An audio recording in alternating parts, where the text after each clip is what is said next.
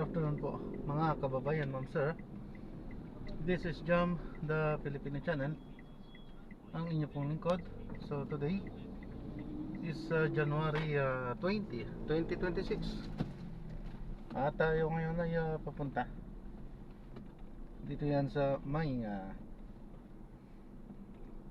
ano to? Singa Street, Kalumpang Marikina. At dadalhin po natin yan sa may One Presidium Rockwell Center sa may Estrella Street, Guadalupe Viejo, Makati. Okay po, magbabalik po tayo mamayang konti po pag nakuha na po natin sila. Disclaimer lamang po, ang content po natin ay kalsada at hindi ang passenger.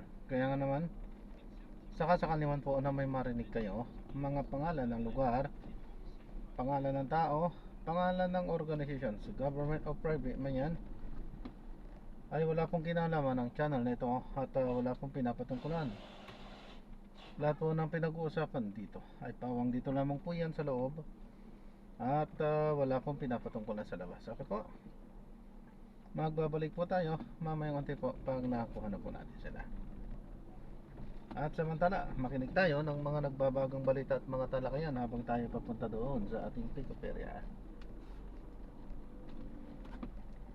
Yan ang ating pangalan. Nakalimutan ko sa yung Pusong Pinoy party day. Kinatawan ng Pusong Pinoy party day. Siya yung nag-endorse. Oo, at papasa yan sa opisina ni House Speaker. Diba? May ano, may mga requisitos yan. Na yun ay tinanong ko kay Congresswoman Patrick Luis Pro kahapon, ang chairman ng House Committee on Justice, na siya naman ang magpe-preside kapag nagkaroon na ng Committee of the Whole para nga malaman kung merong form, merong substance, at merong probable cause para magpatuloy nga itong impeachment complaint laban sa Pangulo. Mahaba pa yung proseso. May ilang araw ang Secretary General para ma-verify at ma-vet yung pero kasi sa isang shortcut, diba? Sa isang shortcut na paraan dati, basta may one-third na, diba, na boto ng ating mga kongresista, ay pwede nang umusad ang impeachment complaint. Diba?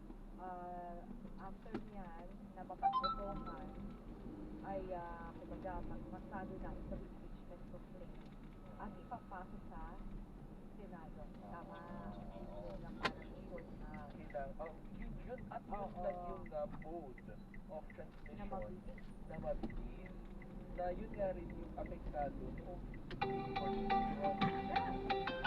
Kapag may motion for reconsideration, ay wala kang sagot pa rin up to now ang Supreme Court, no? Doon sa MR, diba? Na hinihintay pa rin.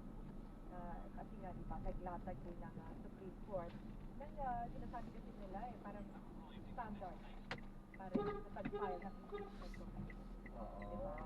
At syempre, ito nga yung parang kumbaga ay hinihintay niya para, diba, yung sagot na yan ng Supreme Court sa Kasi MR. apektado yung mode of transmission na yan. Pero yun nga, tulad ng binabagay, ang pagkakaintindi ni Congresswoman Luis Pro, yung first two votes, hindi naman apektado. Kaya malamang doon yung mode, parang